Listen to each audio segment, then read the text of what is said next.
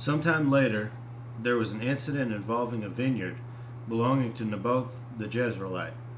The vineyard was in Jezreel, close to the palace of Ahab, king of Samaria. Ahab said to Naboth,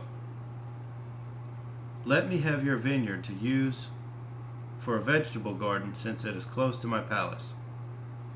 In exchange, I will give you a better vineyard, or, if you prefer, I will pay you whatever it is worth."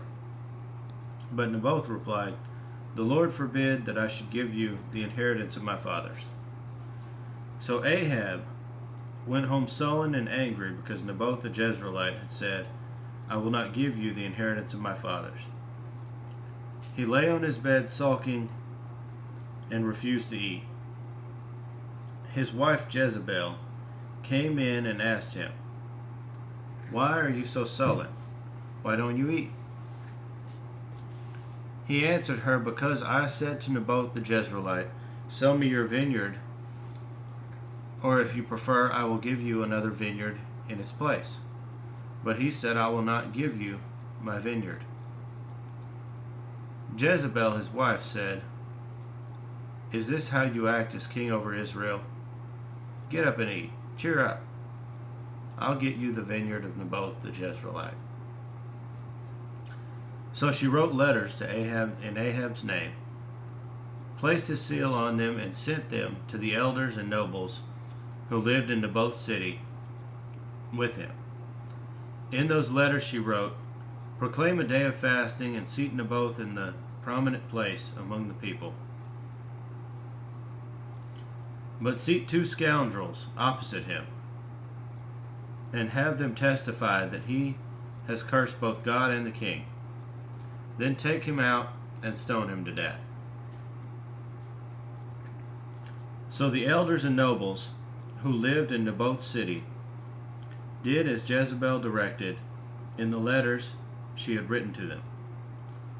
They proclaimed a fast and seated Naboth in a prominent place among the people. Then 2 scoundrels came and sat opposite him and brought charges against Naboth before the people, saying, "Naboth has cursed both God and the king." So they took him outside the city and stoned him to death. Then they sent word to Jezebel, "Naboth has been stoned and is dead." As soon as Jezebel heard that Naboth had been stoned to death, she said to Ahab, "Get up and take possession of the vineyard of Naboth the Jezreelite, that he refused to sell you. He is no longer alive, but dead." When Ahab heard that Naboth was dead, he got up and went down to take possession of Naboth's vineyard. Then the word of the Lord came to Elijah the Tishbite. "Go down to meet Ahab, king of Israel, who rules in Samaria. He is now in Naboth's vineyard, where he has gone to take possession of it. Say to him, 'This is what the Lord says. Have you not murdered a man and seized his property?' Then say to him, 'This is what the Lord says. In the place where dogs lick up Naboth's blood, dogs will lick up your blood. Yes, yours.'" Ahab said to Elijah, "So you have found me, my enemy." "I have found you," he answered. "But you have sold yourself to do evil in the eyes of the Lord. I am going to bring disaster on you. I will consume your descendants and cut off from Ahab every last male in Israel, slave or free. I will make your house like that of Jeroboam son of Nebat, and that of Baasha son of Ahijah, because you have provoked me to anger and have caused Israel to sin. And also concerning Jezebel, the Lord says, dogs will devour Jezebel by the wall of Jezreel. Dogs will eat those belonging to Ahab who die in the city, and the birds of the air will feed on those who die in the country.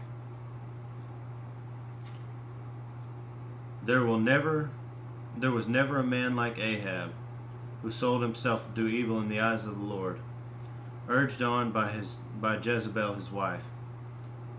He behaved in the vilest manner by going after idols like the Amorites the Lord drove out before Israel.